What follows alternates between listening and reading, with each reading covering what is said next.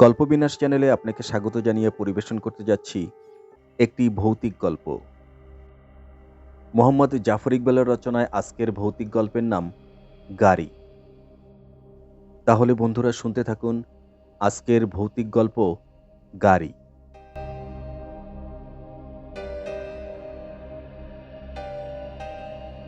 আমি তখন নতুন আমেরিকায় এসেছি। সিয়াটল নামের একটি শহরে থাকি। সিয়াটল একেবারে একটি ছবির মতো শহর। নীল হ্রদ, সবুজ চিরহরিৎ গাছ আর তুষারে ঢাকা পাহাড় দিয়ে ঘিরে রয়েছে শহরটি।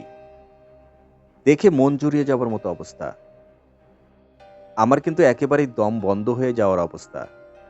না, শহরটির কোনো দোষ নেই, দোষ আমার কপালের। পুরো শহরে তখন বাঙালি বলতে আমি একা। দেখে বাঙালি বলে মনে হয় ওরকম মানুষ দেখলেই আমি তখন ছুটে গিয়ে জিজ্ঞাসা করি, ভাই, আপনি বাংলা জানেন না? দেখা যায় তাদের কেউ শ্রীলঙ্কার মানুষ, কেউ কেউ দক্ষিণ ভারতীয়, একজন আবার বের হলো মাদাগাস্কার। সারাদিন কাজকর্ম করে রাতে যখন বাসায় ফিরে আসি, তখন মাঝে মাঝে মনে হয় ডাক ছেড়ে কাঁদি। তখন মোটামুটি ঠিক করে ফেলেছি, ধারকর্জ করে প্লেনের টিকিটের টাকাটা তুলে ফেলেই দেশে চলে যাব। মাসখানেকের বেশি এদেশে থাকছি না। মানুষ বড় বিচিত্র জীব। ৩ মাসের মাথায় আবিষ্কার করলাম বাংলায় কথা না বলার কষ্টটা সয়ে এসেছে। নিজে রান্না করা শুরু করেছি। গরম ভাতে আলু ভর্তা আর মাখন দিয়ে খেতে একেবারে অমৃতর মতো লাগে। একটা চীনা দোকান আবিষ্কার করলাম, সেখানে আবার কাঁচামরিচও পাওয়া যায়। আলু ভর্তায় কাঁচামরিচ কুচি করে দিয়েই নিজের রান্নার উপর আত্মবিশ্বাস ১০ গুণ বেড়ে গেল। এভাবে বছরখানেক কেটে গেল। বাঙালি ছেলে, কোনো রকম বদঅভ্যাস নেই, মদ গাঁজা খাই না। $৫৯ ভাড়া দিয়ে একটা খুপরিতে থাকি। মাসের শেষে বেতনের যে পরিমাণ টাকা পাই পুরোটাই বেঁচে যায়। ৬ মাসের মাথায় আবিষ্কার করলাম ব্যাংকে প্রায় $৭০০ জমা হয়ে গেছে। দেশের টাকার হিসাব করলে আমি তখন রীতিমতো বড়লোক। ঠিক তখন একটা গাড়ি কিনে ফেললাম। গাড়ি কেনার আমার কোনো পরিকল্পনা ছিল না। চালাতে পারি না কিছু না, গাড়ি দিয়ে আমি কি করব? কিন্তু তবু গাড়ি কিনে ফেললাম। কেন কিনলাম সেটা এখনো আমার নিজের কাছেই পরিষ্কার নয়। সম্ভবত দেশে আজীবন মধ্যবিত্ত পরিবারে মানুষ হয়েছি। গাড়ি যারা চড়ে তাদের দূর থেকে দেখে এসেছি। সবসময় ভেবে এসেছি যারা গাড়ি চড়ে তারা বুঝি অন্য জগতের মানুষ। পৃথিবীর সব সুখ বুঝি তাদেরই। তাই যখন হঠাৎ করে দেখলাম আমার কাছে যে টাকা আছে সেটা দিয়ে একটা গাড়ি, পুরনো হলেও সত্যিকারের গাড়ি, কিনে ফেলা যায়, আমি আর দেরি করলাম না। আমার এক বন্ধু সেটা চালিয়ে আমার বাসার সামনে এসে রেখে গেল। আমি সকাল বিকাল সেটাকে দেখি, ঝেড়ে পুছে রাখি। সময় পেলে ভিতরে বসে থাকি। ভেতরে একটা রেডিও আছে, সেটা চালিয়ে আবহাওয়ার খবর শুনি। গাড়ি চালানো শিখে নিতে হলো তাড়াতাড়ি। ঘরের সামনে একটা ডাউস গাড়ি পড়ে আছে। আমি শুধু ভেতরে বসে রেডিওটা চালাই, গান শুনি। ব্যাপারটা কেমন যেন একটা হাস্যকর দিক আছে। আমার আমেরিকান বন্ধুরা কয়েকজন মিলে আমাকে গাড়ি চালানো শিখিয়ে দিল। প্রচণ্ড ধৈর্য তাদের। আমি লিখে দিতে পারি, কোনো বাঙালি বন্ধু আমাকে সেটা শেখাতে পারত না। ফজলুল হক হলে যখন থাকতাম, একবার ব্রিজ খেলা শেখার জন্য চেষ্টা করছিলাম। ভুল ডাক দিয়েছি বলে বন্ধুর কাছে এমন গালি শুনেছি যে ব্রিজ খেলাতেই ঘেন্না ধরে গিয়েছিল। খেলাটাই আর শেখা হলো না। গাড়ি চালানো শেখার পর প্রথম প্রথম কয়েকদিন একটু ভয়ে ভয়ে চালাতাম। সবসময় মনে হতো অন্য সবাই বুঝি আমার গাড়ি চালানো দেখে হাসাহাসি করছে। কয়েকদিন পরেই বুঝতে পারলাম আমাকে নিয়ে লোকজন মোটেও হাসাহাসি করছে না। অন্য 10টা গাড়িকে লোকজন যেভাবে দেখছে আমাকেও ঠিক সেভাবেই দেখছে। কিছু একটা ভুল করে তাদের অসুবিধা করলে একটু বিরক্ত হতে পারে, কিন্তু হাসাহাসি করবে না। তখন আমার সাহস বেড়ে গেল। কাজ থেকে ফিরে এসে আমি গাড়ি নিয়ে বের হয়ে যেতাম। কাজ নেই, কর্ম নেই, কোথাও যাবার উদ্দেশ্যও নেই, শুধু গাড়ি চালানোর জন্যই বের হওয়া। সস্তা গাড়ি, সেজন্য গাড়িটা একটু বড়, পেট্রোল খায় বেশি। কিন্তু এখানে পেট্রোল ভারী সস্তা। পেট্রোলকে অবশ্যই পেট্রোল বলে না, বলে গ্যাস, গ্যাসোলিনের সংক্ষেপ। মাসখানেকের মাঝেই আমি গাড়ি চালাতে বেশ অভ্যস্ত হয়ে উঠলাম। আমাকে দেখে কে বলবে? বছরখানেক আগেও আমি কয়েকবার গাড়িতে উঠেছি, হাতে গুনে গুনে বলে দেওয়া যেত। বাঙালিদের থেকে আলাদা থেকে আমার আরও একটি পরিবর্তন হয়েছে, সেটা আমি তখনও জানি না। সেটা টের পেলাম একদিন দুপুরবেলা। সেদিন অফিসে আমার একটা ফোন এলো। ফোন ধরতে শুনলাম একজন পরিষ্কার বাংলায় বলছে, জাফর ইকবাল সাহেব, আপনি কি বাংলাদেশের? আমি বলতে চাইলাম, জি, আমি বাংলাদেশের। অবাক হয়ে লক্ষ্য করলাম আমার মুখে বাংলা কথা আসছে না। ইংরেজিতে বললাম, হ্যাঁ, আমি বাংলাদেশের। অপর পাশে ভদ্রলোক ইংরেজি উত্তর শুনে কেমন যেন মিইয়ে গেলেন। আস্তে আস্তে বললেন, আপনি বাংলাদেশ থেকে কবে এসেছেন? অনিচ্ছা সত্ত্বেও আবার আমার মুখ থেকে ইংরেজি বের হয়ে এলো। ভদ্রলোক খানিকক্ষণ চুপ করে থেকে বললেন, আপনি বাংলায় কথা বলতে পারেন না? আমি কাতর স্বরে প্রায় জোর করে প্রথমবার বাংলায় বললাম, পারি। তারপর ইংরেজিতে বলতে হলো, আমি প্রায় 1 বছর বাংলায় কথা বলিনি, তাই মুখে বাংলা আসছে না। একটু ধৈর্য ধরুন আপনি, আমি ঠিক বাংলা কথা বলবো। সত্যি তাই হলো। মিনিট দুয়েক পর হঠাৎ করে আমার মুখের বাঁধন খুলে গেল, আর আমার মুখে বাংলা কথার যেন খইয়ের মতো ফুটতে শুরু করলো। ভদ্রলোকের নাম আবিদ হাসান। একটা কনফারেন্সে বাংলাদেশ থেকে এসেছেন, কি একটা প্রাইজ পেয়েছেন। বিনয়ী ভদ্রলোক টেলিফোনে ঠিক পরিষ্কার করে বললেন না। প্রাইজ দেওয়ার জন্য কনফারেন্সের লোকজন তাকে সপরিবারে এনেছেন। ওয়াশিংটন প্লাজা নামে এখানকার সবচেয়ে ভালো হোটেলের একটা বড় সুইটে যত্ন করে রেখেছেন। হাত খরচের জন্য এত টাকা দিয়েছেন যে তিনি নাকি 2 হাতে খরচ করে শেষ করতে পারছেন না। আমাকে অবশ্যই এসব বলার জন্য ফোন করেননি, অনেক খুঁজে পেতে আমাকে বের করেছেন। 1 সপ্তাহ হয়ে গেছে, কোনো বাঙালি না দেখে নাকি হাঁপিয়ে উঠেছেন। তাই তার চেয়ে বড় কথা, ভাত খাওয়ার জন্য নাকি তার পুরো পরিবার প্রায় পাগল হয়ে উঠছে। আমি কোনো বাঙালি রেস্টুরেন্টের ঠিকানা জানি কিনা, আর তাদের সাথে সেই রেস্টুরেন্টে যেতে পারবো কিনা জানতে চাইলেন। আমি বললাম, কোনো বাঙালি রেস্টুরেন্টের কথা আমার জানা নেই, কিছু ভারতীয় রেস্টুরেন্ট চিনি। যদি আপত্তি না থাকে আমার বাসায় এলে ভাত রান্না করে খাওয়াতে পারি। ভদ্রলোক ভদ্রতা করে যেতটুকু আপত্তি করতে হয় তার বেশি না করেই রাজি হয়ে গেলেন। আমি আমার গাড়ি করে নিয়ে আসতে চাইলাম। তিনি বললেন তার প্রয়োজন নেই, একটা ট্যাক্সি করে চলে আসবেন। আমি প্রফেসরকে বলে সকাল সকাল বাসায় চলে এলাম। একা মানুষ, $59 একটা ছোট্ট অ্যাপার্টমেন্টে থাকি। সে অ্যাপার্টমেন্টের যা অবস্থা, আগে গিয়ে পরিষ্কার না করলে কারো ঢোকার সাধ্য নেই। দোকান থেকে একটু বাজার করে আনলাম। বাসায় প্রথমবার অতিথি আসছে, তাও বাঙালি অতিথি, একটু যত্ন তো করতে হয়। ঘরদোর পরিষ্কার করে কিনে আনা মুরগি কেটে কুটে পরিষ্কার করতে করতে দরজার শব্দ হলো। খুলতেই দেখি একজন বাঙালি ভদ্রলোক তার স্ত্রী আর ফুটফুটে একটা বাচ্চা মেয়েকে নিয়ে দাঁড়িয়ে আছেন। ভদ্রলোক হাসি মুখে হাত বাড়িয়ে বললেন, আমি আবিদ হাসান, আপনি নিশ্চয়ই জাফর ইকবাল। এই আমার স্ত্রী রুকসানা, আর আমার মেয়ে রুনু। জোর করে আপনার বাসায় খেতে চলে এলাম। বাঙালির কাছ থেকে এর চেয়ে বেশি কি আশা করবেন?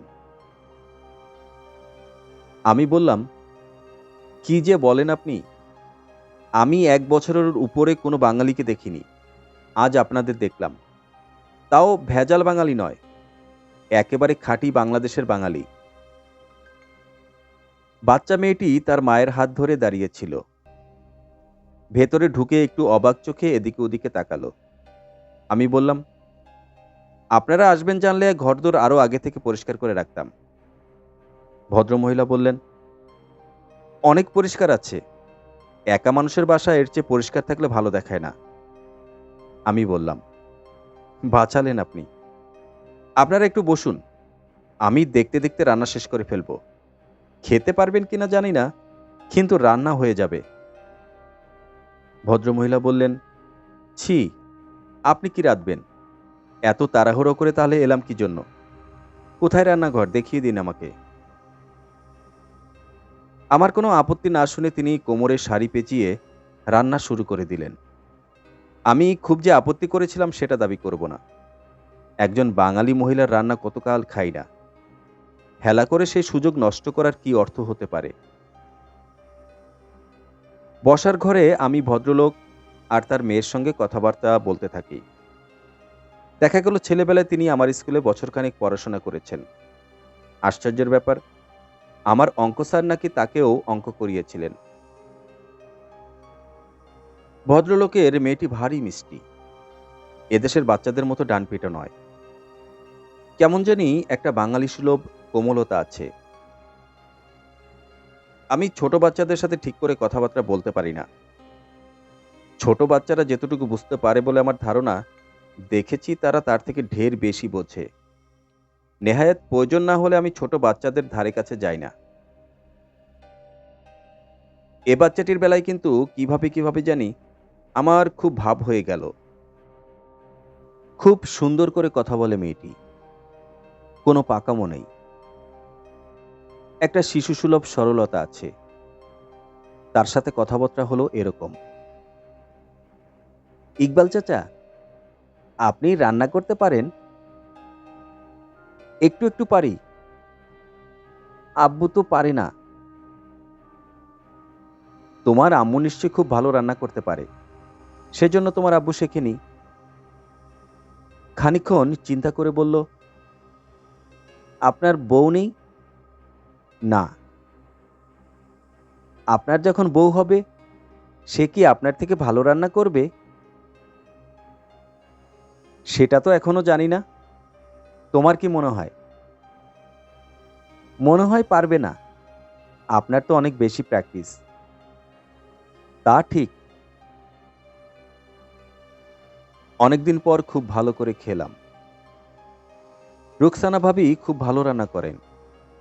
নিজের রান্না খেয়ে প্রায় ভুলেই যাচ্ছিলাম ভালো খাওয়া কাকে বলে। খাওয়ার পর দীর্ঘ সময় গল্পগুজব হলো।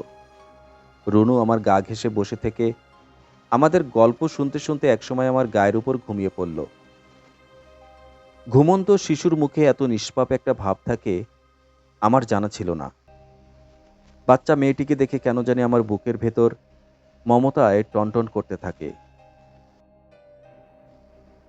অনেক রাতে তারা উঠলেন, ট্যাক্সি নিয়ে চলে যেতে চাচ্ছিলেন। আমি তাদের রাজি করিয়ে গাড়ি করে তাদের হোটেলে পৌঁছে দিলাম। রুনু ঘুমিয়ে একেবারে কাদা হয়েছিল, কিন্তু গাড়িতে ওঠা মাত্র হঠাৎ করে পুরোপুরি জেগে উঠল। তার মা চেষ্টা করলেন তাকে আবার ঘুম পাড়িয়ে দিতে, কিন্তু সে আর কিছুতেই ঘুমালো না।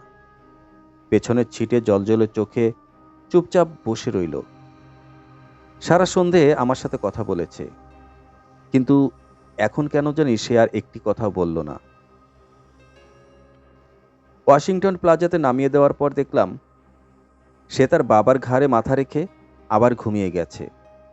বাচ্চা মেয়ের উপর সারাদিন নিশ্চয়ই খুব ধকল গিয়েছে।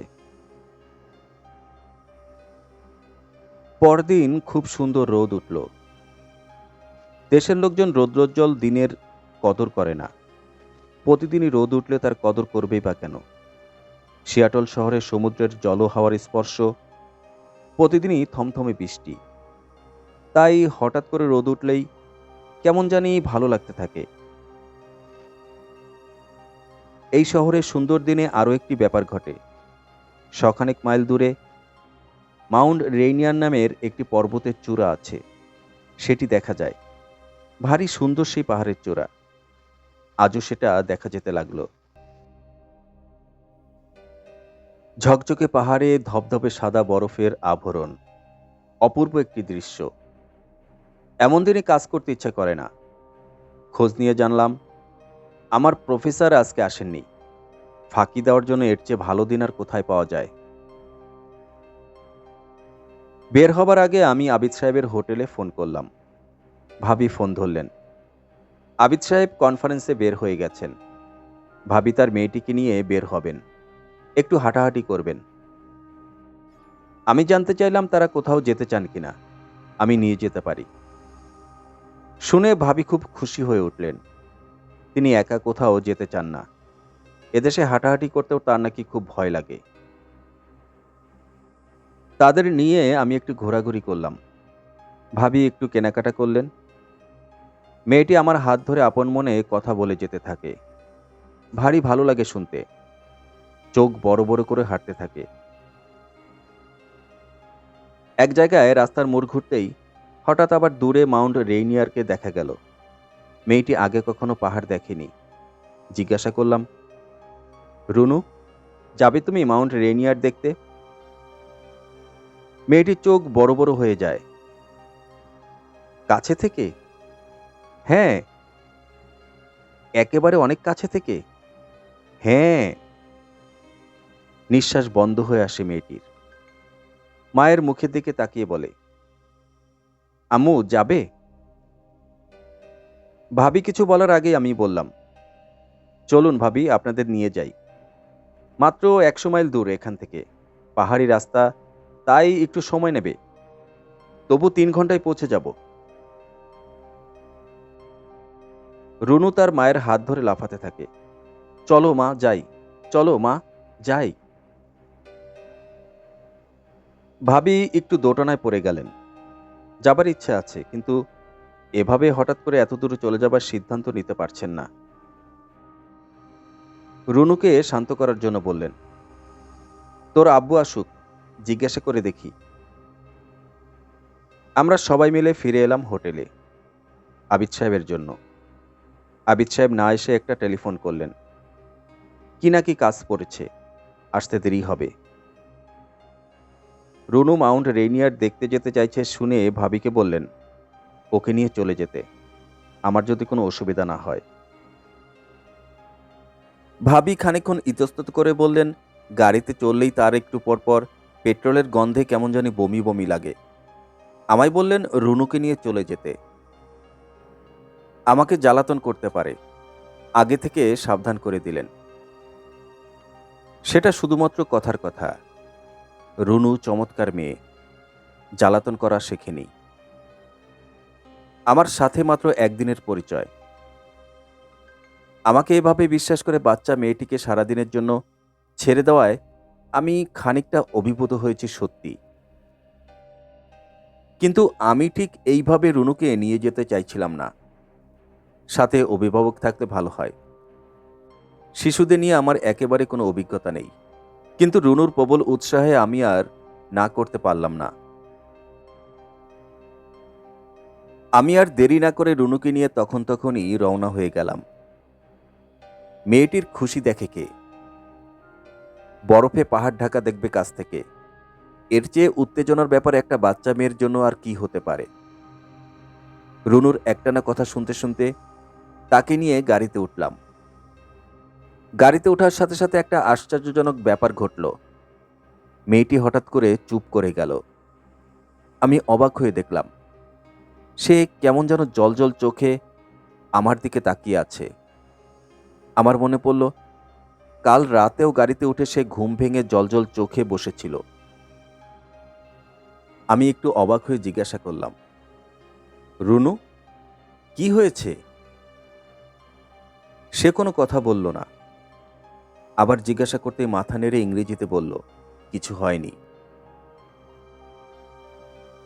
তার ইংরেজি কথাটি কেমন জানি অদ্ভুত শোনালো আমার কানে। গত দুদিন তাকে একবারও একটি ইংরেজি শব্দ ব্যবহার করতে শুনিনি। বাচ্চা মেয়েটির মুখে স্পষ্ট বাংলা কথা গত দুদিন ধরে আমার কানে প্রায় মধুবর্ষণ করে এসেছে।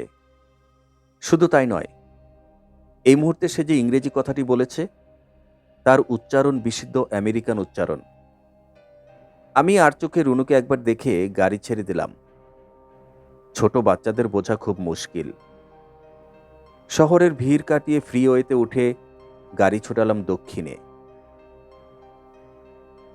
খানিকক্ষণ চেষ্টা করার পর আবার রুনু একটু স্বাভাবিক হয়ে আসে, কথাবার্তা শুরু করে। কিন্তু আমি একটা পরিবর্তন লক্ষ্য করলাম। তার কথাবার্তা আর যেন বাচ্চাদের কথাবার্তা নয়। আরও আশ্চর্য ব্যাপার, কথা বলতে বলতে সে আমাকে ইকবাল চাচা না বলে ডেভিড চাচা বলে ডাকতে থাকে। আমি দুবার শুনে তৃতীয়বার তাকে জিজ্ঞাসা করলাম, রুনু, তুমি আমাকে ডেভিড চাচা ডাকছো? সে মাথা নেড়ে বলল, হ্যাঁ। আমি অবাক হয়ে জিজ্ঞাসা করলাম, কেন? রুনু আমার দিকে তাকিয়ে জলজল চোখে পরিষ্কার ইংরেজিতে বলল, কারণ তুমি ডেভিড আইমেল। শুনে আমি চমকে উঠলাম, আর হঠাৎ কেন জানি ভয় পেতে লাগলো। আস্তে আস্তে বললাম, রুনু, তুমি এসব কি বলছো? মেয়েটি আমার দিকে তাকিয়ে থাকে। হঠাৎ তাকে খুব বিষণ্ণ দেখাতে থাকে। একটু পরে দুহাতে মুখ ঢেকে ফুপিয়ে ফুপিয়ে কেঁদে ওঠে। ইকবাল চাচা, আমার এরকম লাগছে কেন? কিরকম লাগছে? জানি না। সে আরো জোরে কেঁদে ওঠে। আমি গাড়ি চালাতে চালাতে তার মাথায় হাত বুলিয়ে দিয়ে বলি, রুনু, চলো আমরা ফিরে যাই আজ। আরেকদিন আমরা সবাই মিলে এসে মাউন্ট রেইনিয়ারে যাব, ঠিক আছে? সে মুখ তুলে আমার দিকে তাকিয়ে বলল, না, আজকেই যাব ইকবাল চাচা। আজকেই যেতে চাও? হ্যাঁ। গাড়ি থেকে নেমে একটু হাঁটতে চাও? রুনু খুব খুশি হয়ে বলল, হ্যাঁ হ্যাঁ। বললাম, পেট্রোল নেবার জন্য যখন থামবো তখন তুমি একটু হেঁটে নিও। রুনু বলল, আর 2 মাইল পরে পেট্রোল স্টেশন। আমি অবাক হয়ে বললাম, তুমি কি করে জানো? রুনু খুব স্বাভাবিক গলায় বলল, আমি জানি। আমি আশা করেছিলাম যে 2 মাইল পরে দেখা যাবে কোনো পেট্রোল পাম্প নেই। রুনু এমনি কথাটি বলেছে, কিন্তু অবিশ্বাস্য ব্যাপার, ঠিক 2 মাইলের মাথায় একটা পেট্রোল পাম্প দেখা গেল। ঠিক জানি না কেন রুনুর দিকে তাকিয়ে কেমন জানি আমার গায়ে কাঁটা দিয়ে উঠল। গাড়ি থেকে নেমেই কিন্তু রুনু অন্য মানুষ। ঠিক আগের মতো হইচই করে হাসতে হাসতে কথা বলতে বলতে ছোটাছুটি করতে থাকে। কে বলবে গাড়িতে একটু আগে সে অন্যরকম একটা ব্যবহার করেছিল?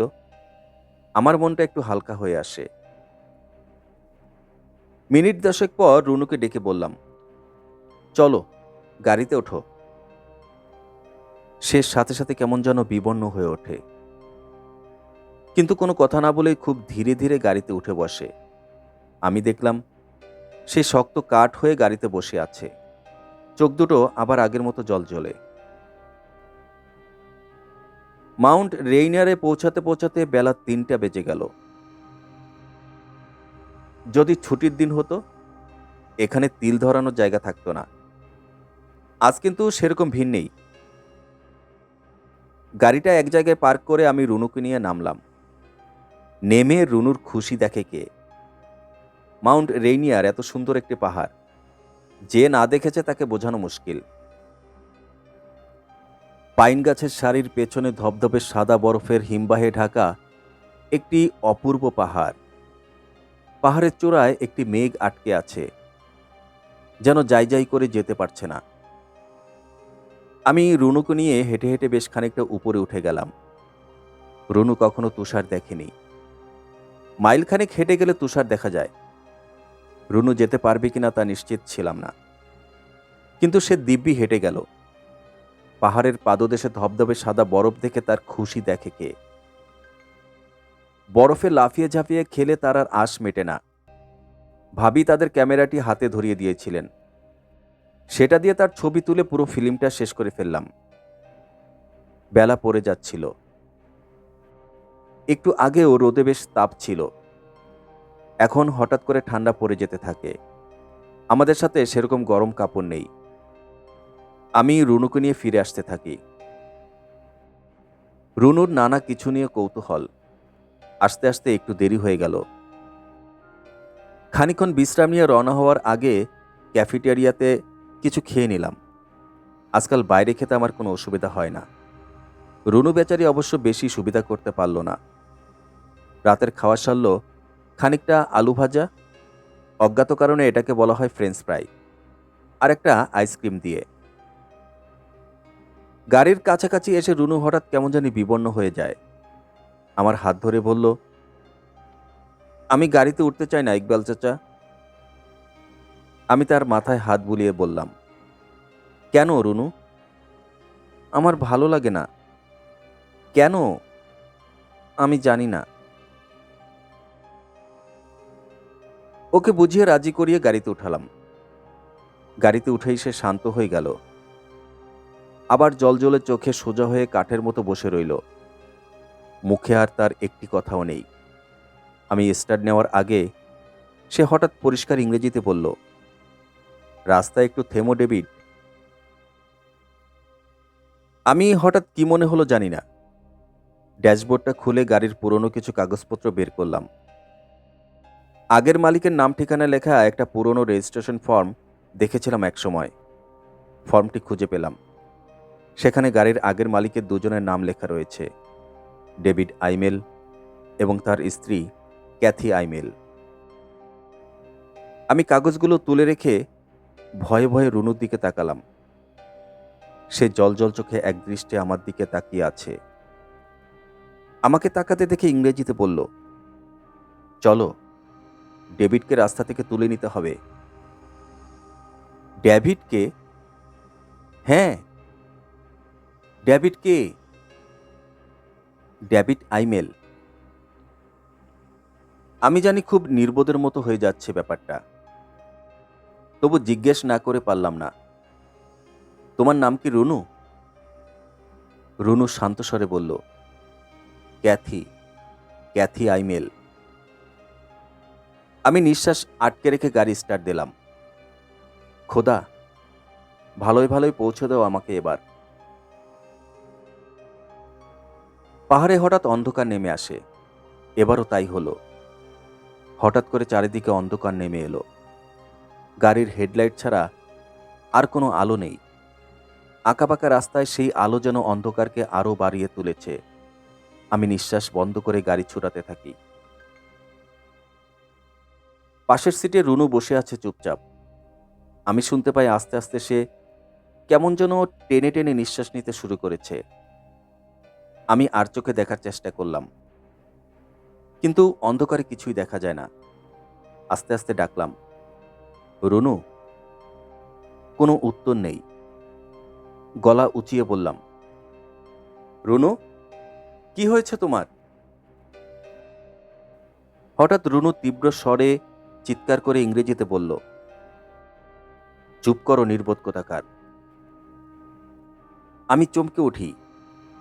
গলার স্বরটা অচেনা, তীক্ষ্ণ রিনরিনে একটা গলার স্বর। আমি একটি কথা না বলে গাড়ির এক্সেলেটরে চাপ দেই। আশেপাশে কোনো জনমানুষ নেই। দুই পাশে ঘন জঙ্গল। আমি গুলির মতো ছুটছি। হঠাৎ করে একটা আতঙ্ক এসে ভর করেছে আমার উপর। হঠাৎ রুনু আবার রিনরিনে গলার স্বরে চিৎকার করে ওঠে, থামাও, গাড়ি থামাও। কেন? ডেভিডকে তুলতে হবে। কোথায় ডেভিড? ওই যে। হাত তুলে দেখায় সে। আর আতঙ্কিত হয়ে দেখি দূরের রাস্তার পাশে সত্যি ছায়ার মতো কে যেন দাঁড়িয়ে আছে। আমি দাঁতে দাঁত কামড়ে এক্সেলেটারে চাপ দিলাম। পাহাড়ের বাঁকে ৮০ মাইলে গাড়িটা ঘুরে বের হয়ে গেল। শুনতে পেলাম রুনু তীক্ষ্ণ স্বরে চিৎকার করে ড্যাশবোর্ডে মাথা ঠুকতে শুরু করেছে। মুখ থেকে অশ্রাব্য ইংরেজি গালি বের হয়ে এলো তার। প্রলাপের মতো কথা বলতে বলতে ইনিয়ে বিনিয়ে কাঁদতে থাকলো সে। দূরে হঠাৎ সেই পেট্রোল পাম্পটি দেখতে পেলাম। আমার বুকের ভেতরে সাহস ফিরে এলো। কাছে এসে দেখি পেট্রোল পাম্পটি বন্ধ হয়ে লোকজন চলে গেছে। গাড়িটি না থামিয়ে আবার সোজা পথে উঠে পড়লাম। রুনু হঠাৎ করে কান্না থামিয়ে সামনের দিকে তাকালো। তারপর ফিসফিস করে বলল, ডেভিড। আমি ঢোক গিলে বললাম, কোথায়? সামনে। গাড়ি থামাবে তুমি? এক্সেলেটরে চাপ দিলাম আমি। গাড়ির গতি হঠাৎ বেড়ে গেল। দৌড়ে দেখতে পেলাম রাস্তার পাশে একটা মানুষ দাঁড়িয়ে আছে। ধীরে ধীরে সে রাস্তার মাঝখানে এসে দাঁড়ালো। দুহাত উপরে তুলল, অনেকটা আশীর্বাদের মতো। প্রাণপণে হর্ন দিলাম আমি, কিন্তু লোকটি দাঁড়িয়েই রইল। পাশ কাটিয়ে যাব কি আমি? একটু অসতর্ক হলে অতল খাদে, কিন্তু আমার কিছুই করার নেই। প্রায় চোখ বন্ধ করে পাশ কাটিয়ে গেলাম আমি। সমস্ত স্নায়ু টানটান হয়েছিল কোনো একটা আঘাতের জন্য, কিন্তু কিছু হলো না। আমি নিঃশ্বাস আটকে রুনুর দিকে তাকালাম। সে কি আবার অশ্রাব্য গালাগালি করতে শুরু করবে? রুনু কিছু বলল না, আমার দিকে তাকিয়ে রইল অনেকক্ষণ। তারপর বলল, আমি এখন যাব। কোথায়? ডেভিডের কাছে। আমি কোনো উত্তর দিলাম না। রুনু আবার বলল, আমি এখন যাব ডেভিডের সাথে। তুমি ডেভিডকে তার গাড়ি চালাতে দাও। আমি কোনো কথা বললাম না। দাও ডেভিডকে। কোথায় ডেভিড? এই তো। রুনু হাত দিয়ে পিছনে দেখায়। আমি দেখব না করেও পিছনে তাকাই। আবছা অন্ধকারে দেখতে পাই গাড়ির পেছনের সিটে কে যেন বসে আছে। মাথায় চুল ভেজা, চোখ দুটিতে স্থির দৃষ্টি। চিৎকার করে সামনে তাকাতে দেখি গাড়িটা তাল হারিয়ে ঘুরে যাচ্ছে। পেছন থেকে কে যেন খলখল করে হাসতে শুরু করলো হঠাৎ। কি যেন হঠাৎ করে ঘটল আমার মনের ভেতর। কে যেন বলল, বাঁচতে হবে, তোমায় বাঁচতে হবে, যেভাবেই হোক বাঁচতে হবে। ব্রেকে চাপ দিলাম প্রাণপণে। প্রচণ্ড শব্দ করে গাড়িটা তাল হারিয়ে ঘুরে গেল। কোথায় জানি ধাক্কা খেলো একবার, তারপর আরেকবার, তারপর আরেকবার। গাড়িটা পুরোপুরি উল্টে যায় একেবারে, পড়ে যাচ্ছে অতল খাদে। হঠাৎ প্রচণ্ড ঝাঁকুনি খেয়ে গাড়িটা থেমে গেল। ইঞ্জিনটা চলছে তখনও। উচ্চস্বরে কে যেন হাসছে গাড়ির পেছনে। রুনু প্রাণপণে চিৎকার করছে, ডেভিড, আমার ডেভিড। প্রচণ্ড আঘাত লেগেছে কোথায় যেন, ধরতে পারছি না, কিন্তু যন্ত্রণায় নিঃশ্বাস নিতে পারছি না আমি। সারা গাড়ি ভরে যাচ্ছে ধোঁয়ায়। এখন কি প্রচণ্ড বিস্ফোরণে উড়ে যাবে এই গাড়ি? জ্ঞান হারাচ্ছিলাম আমি, কিন্তু অনেক কষ্ট করে একটা ঘোরের মাঝ থেকে ফিরে এলাম। বাঁচতে হবে আমাদের, রুনুকেও বাঁচাতে হবে। হাতড়ে হাতড়ে রুনুকে খুঁজে বের করি পাশের সিটে।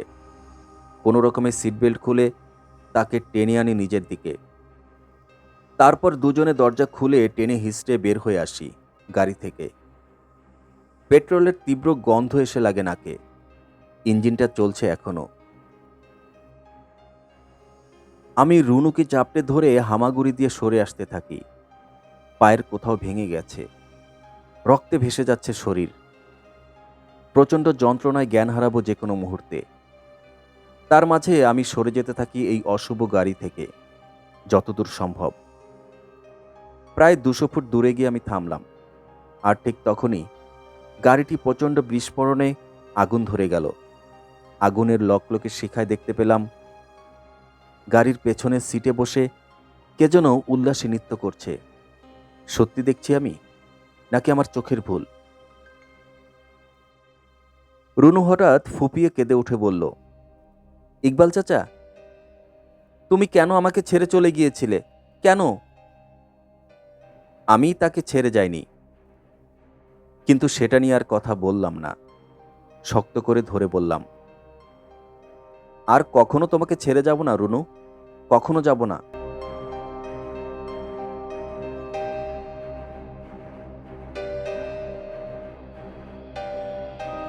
প্রিয় শ্রোতা, এতক্ষণ সাথে থেকে গল্পটি উপভোগ করার জন্য আপনাকে অসংখ্য ধন্যবাদ। গল্পটি কেমন লাগলো তা অবশ্যই কমেন্ট করে জানাবেন।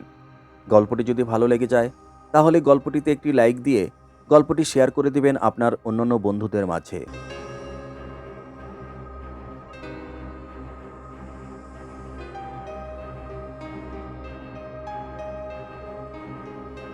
আর আমার চ্যানেলে অসংখ্য জনপ্রিয় সব গল্প আপলোড দেওয়া রয়েছে, ইচ্ছে করলে শুনে আসতে পারেন। আর আপনি যদি আমার চ্যানেলটি এখনও সাবস্ক্রাইব করে না থাকেন তাহলে প্লিজ চ্যানেলটি সাবস্ক্রাইব করে বেল বাটনটি অন করে দিতে ভুলবেন না, তাহলেই আমার কষ্ট সার্থক হবে।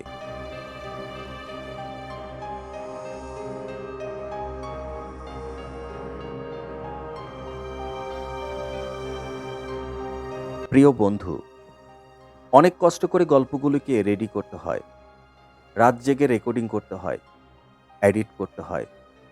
একটা গল্পের পিছনে সময় লেগে যায় প্রায় ৩ থেকে ৪ দিন। তবে এই কষ্টগুলিকে কষ্ট মনে হয় না তখনই যখন আপনার রেসপন্স পাই। তাই গল্পটিতে একটি লাইক দিয়ে কমেন্ট করে জানাবেন, এটা অন্তত আশা করতে পারি।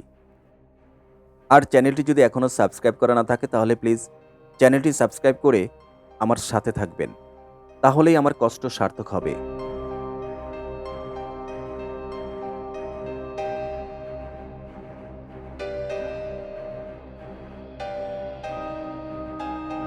তাহলে বন্ধুরা আর কথা নয়, কথা হবে নতুন কোনো গল্পে।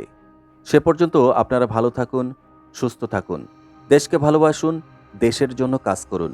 সেই কামনায় আল্লাহ হাফেজ।